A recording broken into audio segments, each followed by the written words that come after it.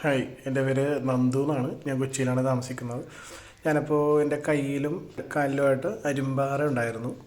കയ്യിലാണെങ്കിൽ അത്യാവശ്യം നല്ല രീതിയിലുണ്ടായിരുന്നു. ഞാനപ്പോൾ കോട്ടറി കാര്യങ്ങളൊക്കെ 2-3 പ്രാവശ്യമൊക്കെ ചെയ്തിട്ടും പിന്നീടും ഗ്രോത്ത് ഉണ്ടായിരുന്നു.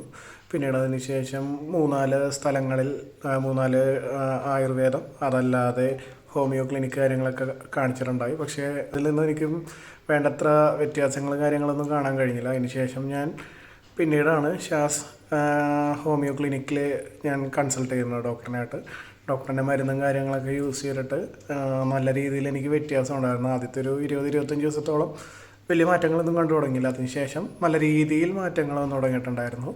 ഞാൻ കാണിച്ചു തരാം. അതായത് ഈ ഒരു ഭാഗങ്ങളിലൊക്കെ നല്ല രീതിയിലുണ്ടായിരുന്നു. വലത്തെ കയ്യിലാണെങ്കിലും ഒരെണ്ണം വലുതായിരുന്നു, അതൊക്കെ ഇപ്പോൾ പോയിട്ടുണ്ട്.